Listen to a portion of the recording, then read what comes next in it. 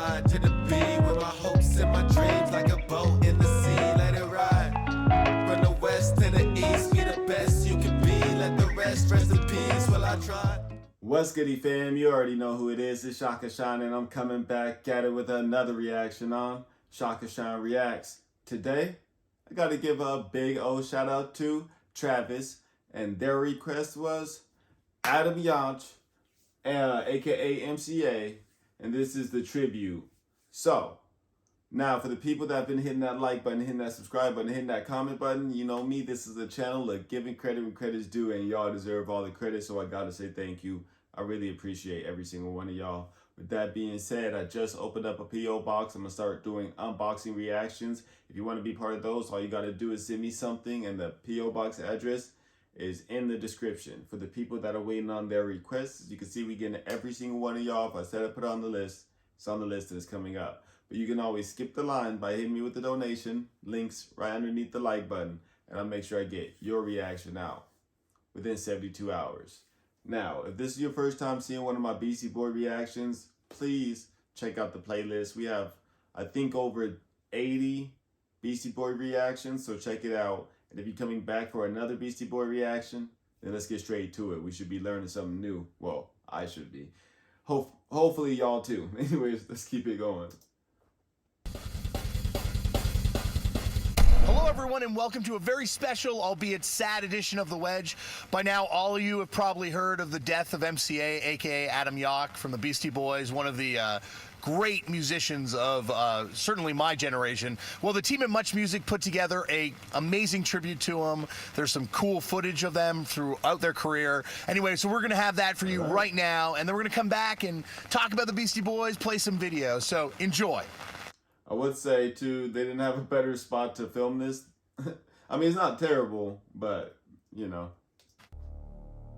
There's a certain artists that cause seismic shifts when they come out. You can't talk about the rise of hip-hop without talking about the Beastie Boys and about Adam. That's true. People are going to remember MCA as a pioneer in hip-hop. They'll really remember the doors that they broke down. He was a rapper. He was a punk. He was a director. He was a human rights advocate. And it's something that we all aspire to. For those guys to be lucky enough to be kind of like the leaders of a generation, they were so important. Let's go. They really were one of the first bands that were our band. On behalf of the Beastie Boys fans, MCA, thank you. You've given us so much to celebrate. Rest in peace.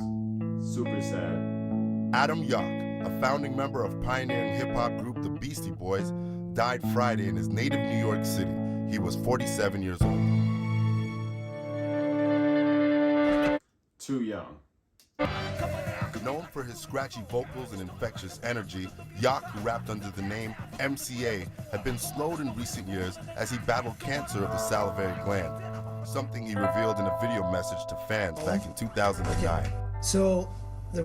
We actually just did this reaction too. So again, check out the playlist. Super sad, super somber. The reason that we're here talking is because I have some pretty heavy news. Well, about 2 months ago, I started feeling this little like lump in my throat, like you would feel if you have like swollen glands or something like that, like you'd feel if you have a cold. And so I didn't really think it was anything, but then just recently when we were over in Europe doing promotion, I started to think I should talk to my doctor, and so I called my doctor and saw him when I got back. This was about 2 weeks ago, and he sent me to a specialist, and they did tests, and I actually have a form of cancer in the gland that's over here. All bad. On April 14th, the Beastie Boys were inducted into the Rock and Roll Hall of Fame. We also have done a reaction to that, so make sure you check out the playlist. While bandmates Ad Rock and Mike D accepted the honor, MCA was too sick to attend.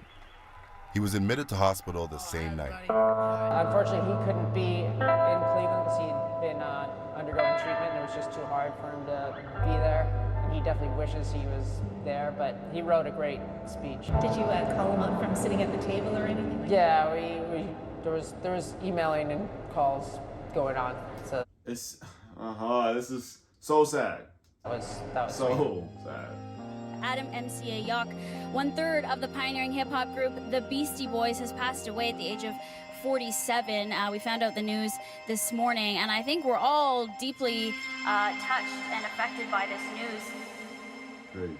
When I heard that MCA had died, I just froze. Pins and needles all over my body because we all knew he was sick, but I thought it was getting better. I just didn't know it was as bad as it was, and it's just such a loss on so many levels. This is the first time I've actually, I think, been legitimately upset by the passing of someone that I didn't know. Like, not even a musician, just like any media personality.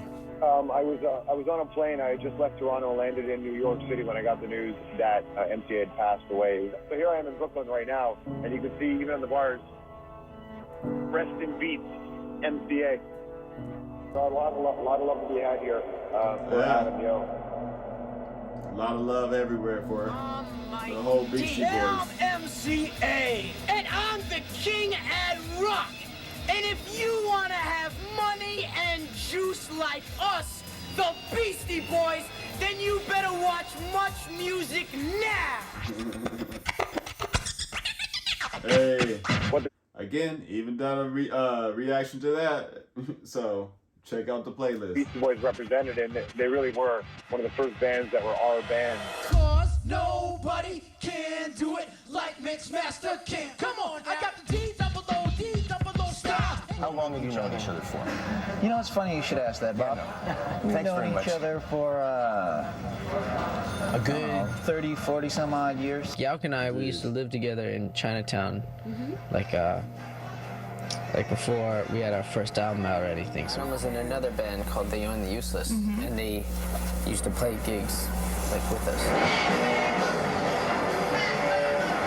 The punk rock origin it has everything. It's like where you come from. It's like not playing by the rules. You guys have punk roots. We all used to go to clubs and see hardcore shows and stuff. It's just because it's a form of music that we have fun with, that we always like. We grew up more on like punk rock and then hip hop. Yeah, it just seems so unexpected, like these three boys from Brooklyn, three white boys, three Jewish kids, infiltrating the Brooklyn and New York City underground hip-hop scene and proving their stripes. I understand that a lot of people in America were caught by... That's probably the craziest part, is they were succeeding in a way that no one has, in their genre, has succeeded, or their race at that point. It's crazy. It's just crazy. Prize when the Beastie Boys came out, and then everybody said, "Oh my God, they're all white." We were actually black up until about a year and a half ago, and the transition. I think. So say what you want. You guys would start off opening for Bad Brains and then move on to Madonna. Now, what happened with Madonna? Tell me the story about how did you get on tour with Madonna? We just sort of met Madonna. She's in an opening group, so we decided to give her a break and go on tour with her. And, we decided to give her a break. What's the reception? Was it good? Yeah, well, she went over great. It's strange. Obviously, Run DMC was getting traction and things like that, but and this is a really more of a sad commentary on music, but white music establishment has always needed a white artist to kind of break through, and for the white establishment to be like, oh, this music is good, and the Beastie Boys were that group, but instead of just being that group and being totally terrible, like most groups that are in that position are, they actually turned out to be really into the culture. We just finished a tour with Run DMC, just getting ready to tear the place up. It was pretty exciting to be able to be on tour with a band like Run DMC and watch them play every night. I was just like a huge Run DMC fan, and then all of a sudden, with Rick Rubin, we met Russell Simmons. Yo, Russ, what's up? Look how young. Actually, Russell Simmons still look old, but he still looks younger than he does now, but jeez. How you doing, man? The thing I loved about the Beastie Boys always was that they didn't try to be something else. They didn't try to be cool like Vanilla Ice. They didn't try to be like Run DMC or this. They were the Beastie Boys. They were so natural, and that just fit like a glove into hip-hop. Yeah. Russell saw that. You mind if I just get in here and the No, go right ahead. Go right ahead. How you feeling out there, Canada? All right. Def Jam Records is one of the most important record labels in the history of the business. What the Beastie Boys were able to do was... So is Much a Canadian outlet? Because, yeah, let me know. Teach me something. Take something that was truly a New York sound and explode it.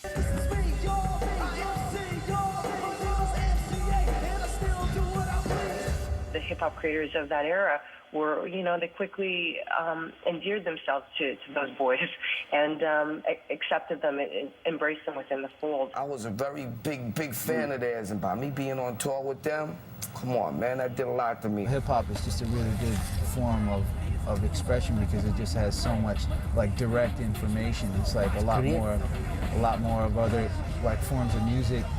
Too bad a lot of artists these days don't think like that. You know what I'm saying? Art are a lot more abstract in their like way of presenting things. In hip hop, it seems to me like real straightforward. Like it's a real good way of like putting across what's really going on in a solid way. You gotta fight for your right. You know, okay, we gotta pause this because that right there is a key. It's a key for YouTube to instantly block this. So you gotta give that a second. Anyways, let's keep it pushing. We actually switched labels after our first album. It worked out the best for us. Did you feel pressure to live up to this kind of party guy image? Well, I think that was kind of part of us leaving Def Jam. Okay. Actually, was that it kind of got to this point where like this thing that we started as a joke or making fun of, like, oh hey, we're drinking a lot of beer, or hey, we're joking around about that stuff, and then it kind of like became what we did. We like beer! A lot of this earlier stuff, it's disrespecting women. With most of it's like goofing around and joking around, and it's really taken the wrong way. Everyone takes things the wrong way, though. It is what it is. Like, I've had plenty of reactions and things that I've said taken the wrong way. So people are going to find the purpose whether you like it or not. You know what I'm saying? I feel at peace with like a lot of the stuff now that I do to kind of look back and remember some of the stuff that might have felt uncomfortable at the time. They were a group that got that point of being famous and became better people. Do you ever miss your bad boy antics of the past? Nope. What was the trigger? It's so serious. Nope. Where you became more socially conscious. When I was younger, I was involved in a lot of like activism.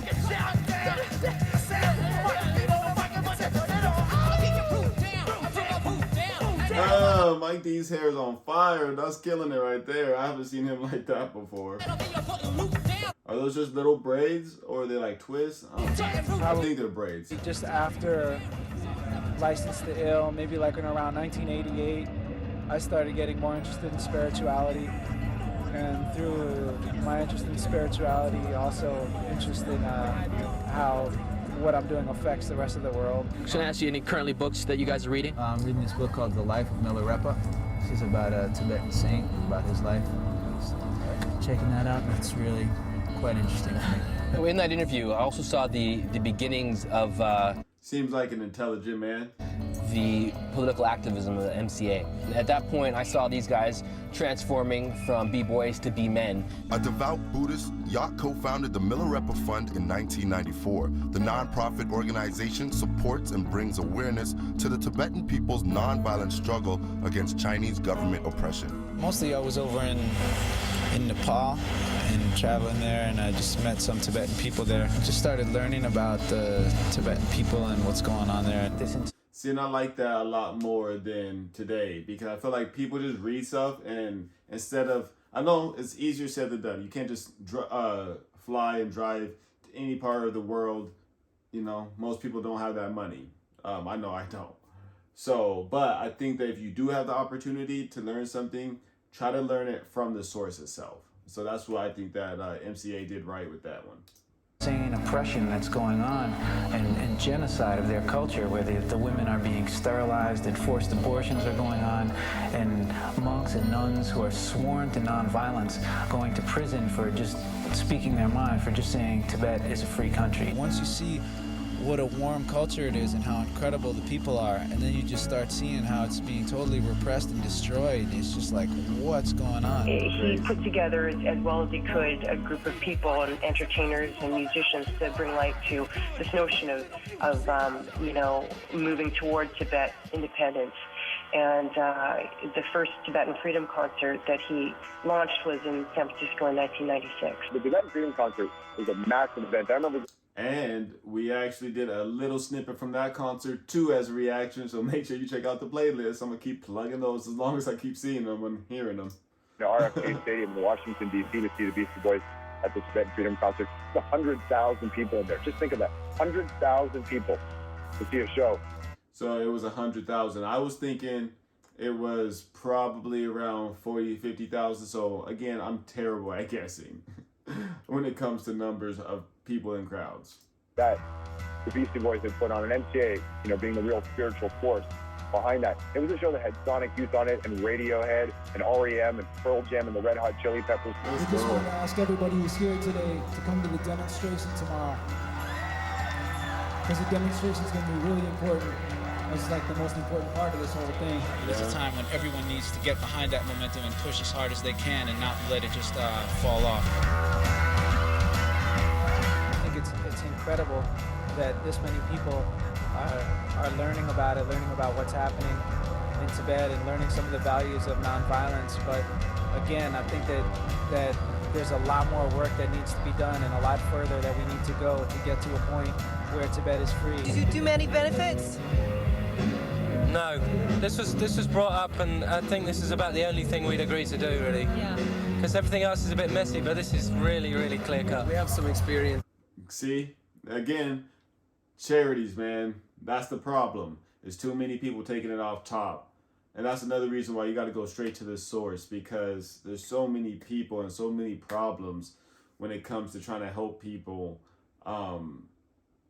It's like you can go give $1,000, but how much of that money is actually going to go help that like cause or whatever? Because a lot of people don't understand. You might give them $1,000, but only 10 of those dollars are going, or even maybe just 100 of those dollars are going to the actual charity work itself, which is in my eyes messed up. This kind of thing over the years, and taking a lot of blows for it actually. So all respect to Adam Yauch for taking this on. He put a rock and roll face on that cause, and it was crucial. In the same way that Bob Geldof and mid-year did it with Live Aid, he did it with the Tibetan Freedom Concert. It's sad, but I'm really grateful that I got to grow up in a time when we had stadium rockers that actually cared about something. He just sort of seamlessly floated through the process. No freaking out, no nerves, and just from one thing to the next. And I think that must have been the way he carried himself throughout his life. Sometimes I get a little bit tired from this stuff, but I probably have more energy to do this than to do anything else. I'm definitely no perfect being. I'm no enlightened being. I got a long ways to go, but I'm a lot more patient now with people, and I think I've definitely come a long way from where I was at.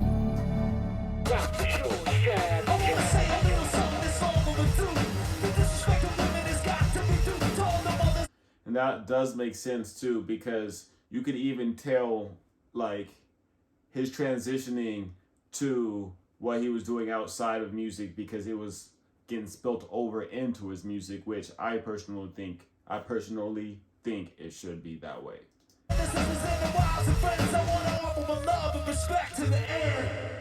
Exactly. The first time I ever saw the Beastie Boys do a video was Fight for Your Right to Party.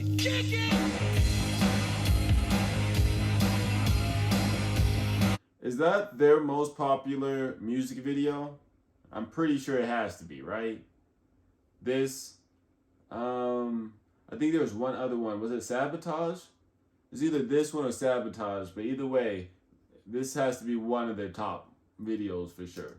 It was like 1987 at like 6 in the morning. It was on Much Music. And I saw this video and I was like, oh my God, this is so awesome. You gotta fight for your right. And again, you already know, That right there is a key for them to block this. But it seems like pretty much was just the Canadian MTV. Is it still around? And they still doing what they're doing? And is it still good? Because unlike MTV has no longer really, is not about music no more. So teach me something about Much Music, please. Put it in the comments.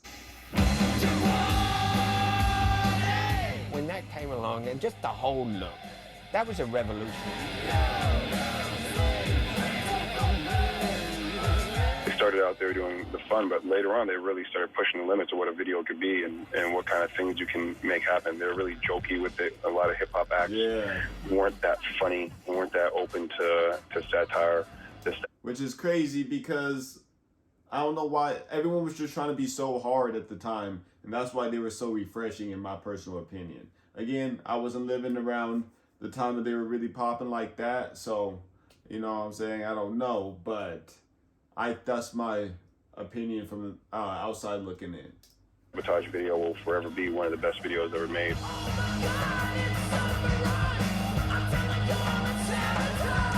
When the Sabotage video came out, and it was mustaches before hipsters were rocking in an ironic way, it was dynamite.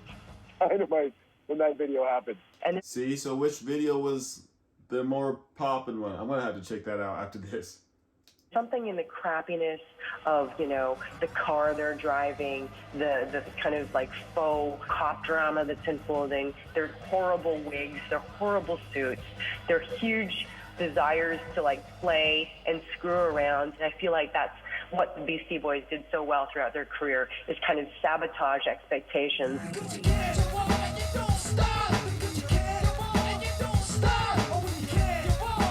Hey, I think that's DJ Hurricane, right?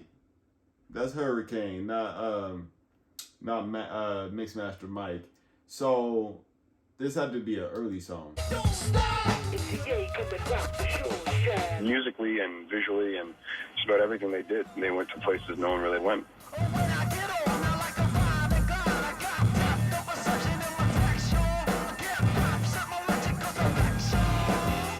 Man, they really are trying to get this claimed all over the place. What the Boys did with music videos is we're always trying to do something new, and I think they really captured the fun and energy we expect from videos, and they took the songs to another level.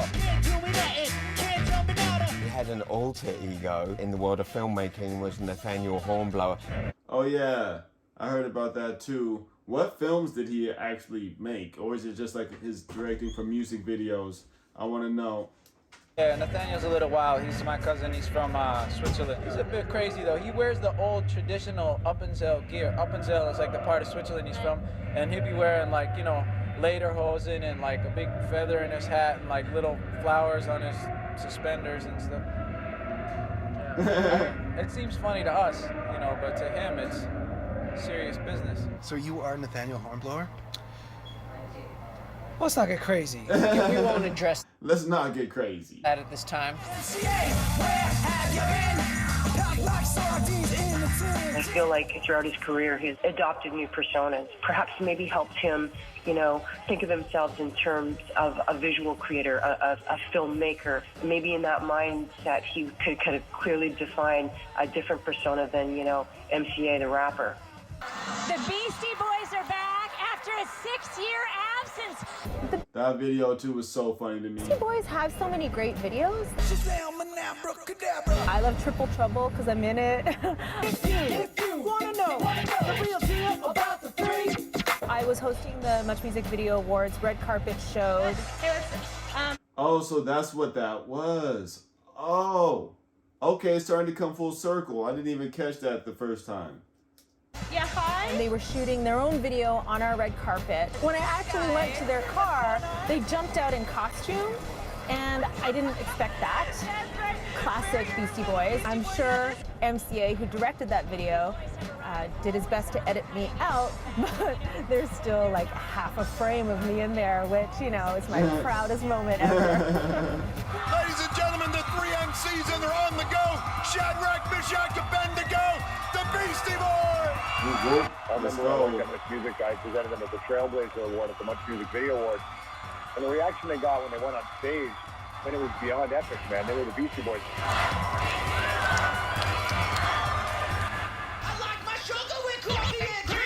Imagine getting that much love just anywhere you go. Keep it going full steam. Sweet to be, sour too nice to be. When on the tough guy style, I'm not too keen. Trying to change the world, I'll apply. Intergalactic, let's go.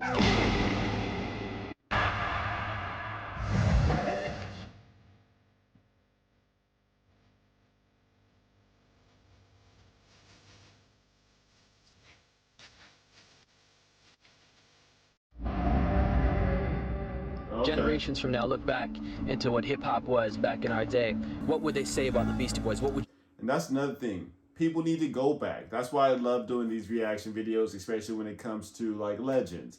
Because I feel like not enough people that want to do music or that are even in the music industry go back and show respect to the people that pioneered the way. You know what I mean? Gotta give credit where credit's due. Got to. Want them to know about the Beastie Boys.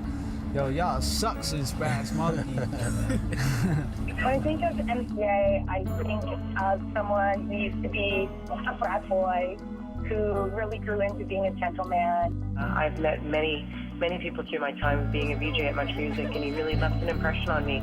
They made white kids really proud, okay? And they let a lot of nerdy kids like myself know that you could do it if you wanted to do it. People are going to remember MCA as a pioneer in hip-hop. They'll really remember the music that was made and the doors that they broke down. For me, like, the real impact they had was just helping me expand my world, you know, teaching me about, like, things that you just don't learn about. You know, there was substance to what they were doing. There was always room for playing, and there was always room for shit disturbing.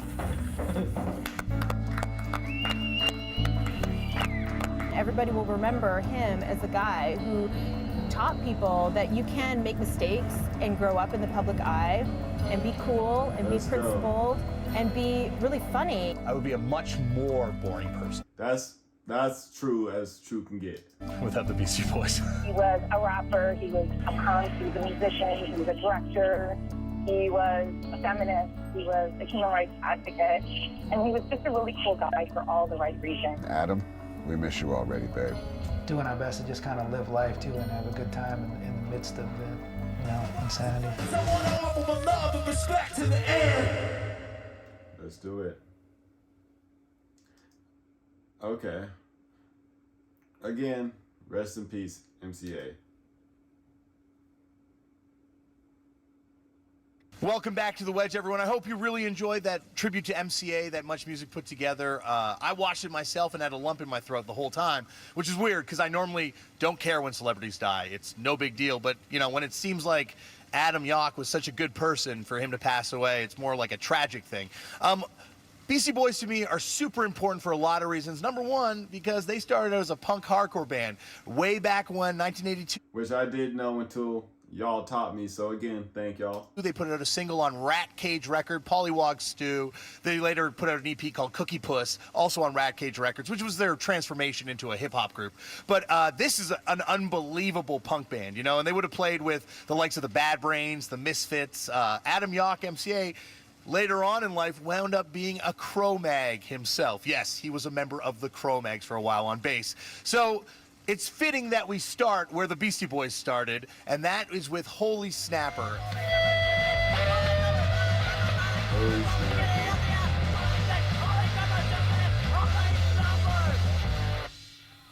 From the shoes on my feet to the hat on the very top of my head, the influence of the Beastie Boys on fashion, particularly my fashion in this case, is undeniable. They were really instrumental in starting what has become known as streetwear and streetwear clothing. They had a clothing company called Extra Large that had stores all over the world. In Japan, they had one in Toronto. They still have stores in Japan. They also were really instrumental in... I did not know that. We got to go look up some of the merch now, or not even merch, it's just their clothing. Bringing back the idea of the throwback sneaker and the throwback sports team uniform. They were kind of instrumental in realizing the awesome look of these old aesthetics. They also started this fantastic magazine called Grand Royal that people like Vice and people like Spin Magazine have crib some notes from, shall we say. They had actually a really direct influence on people like Nigo from Bape, who started out as a sneaker pimp for them. Sneaker pimp is actually a term that they coined. You see how quick they did of Lil Wayne? Because they weren't trying to get claimed themselves. That refers to someone that would go out and find rare and collectible sneakers. Well, the band Sneaker Pimps took that from the Beastie Boys. It's amazing how much penetration they had in of fashion and also in film. You think about Spike Jonze got his start making videos for the Beastie Boys. A lot of people that got their start that are now in the film industry making, you know, quote unquote real cinema got their start making Beastie Boys videos. And that was because the Beastie Boys went a lot deeper than most bands do in their cultural reference points and their cultural knowledge. Take this video for Gratitude, for example. It's actually based on Pink Floyd's Live at Pompeii. Big stack amps, the way it's shot, everything's taken from that. And the song, here's a bit of a nerdy note from you, it's actually not originally a Beastie Boys song. It was by the band Brooklyn, which actually featured two of the Beastie Boys. MCA was one of them. I think that we've done a reaction to this. I'm not 100% sure, but we're about to find out. Two members of Murphy's Law getting together and kind of making a Quicksand style post-hardcore before Quicksand or before post-hardcore even existed. So here's Gratitude for you on The Wedge and our tribute to MCA.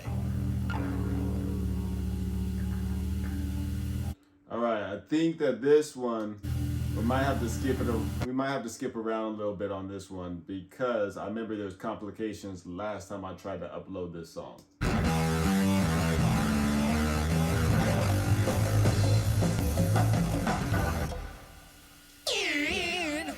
And you say he's just a friend. Hey.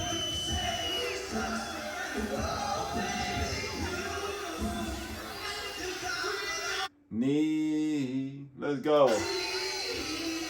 Hey.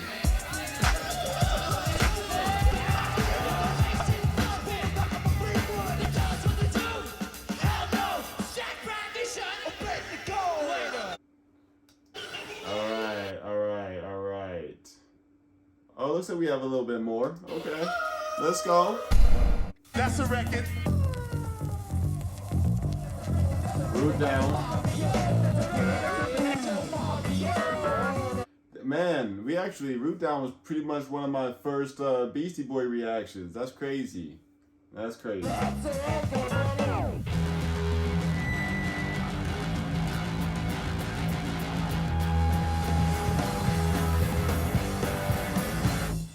Skating is extremely hard. I'm not sure if y'all know this, but I skate still to this day, and it's hard. Handrails are hard.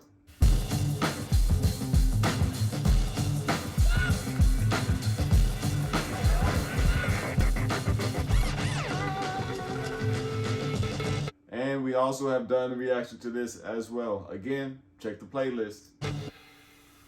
Hey everyone, welcome back to The Wedge. Thank you everyone for watching our tribute to MCA and Adam Yauch of the Beastie Boys. My first encounter with the Beastie Boys way back when in like 1986, when I was a 6-year-old, I used to get up super early in the morning and go downstairs and watch religious programming and music videos on Much Music. And one of the first videos I fell in love with as a kid was Fight for Your Right to Party. Well, I asked my parents, please, please, please buy me that record. And they went out and they got me the copy that I hold in my hands here.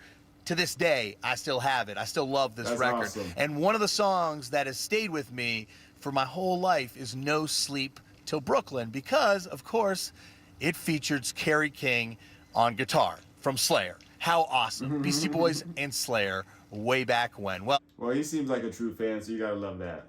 Rest in peace, MCA. Thank you for everything you gave us, and thank you for watching.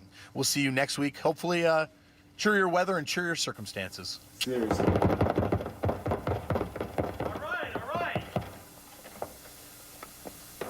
Who the hell are you? Okay, so Adam directed this one. Okay. See, this is the difference between a whole bunch of other artists. Right, so I will have to say, Travis, this was a great one.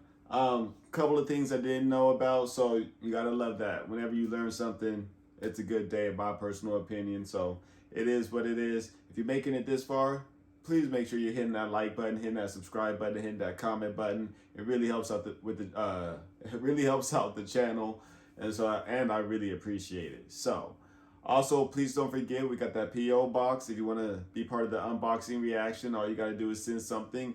The address is in the description. Same as I've been putting out a song out every single Friday of 2021. If you want to check out my music, links right underneath the like button. We've over 50 songs this year, so please check it out. And with all that being said, you know I'll be back at it with another reaction tomorrow.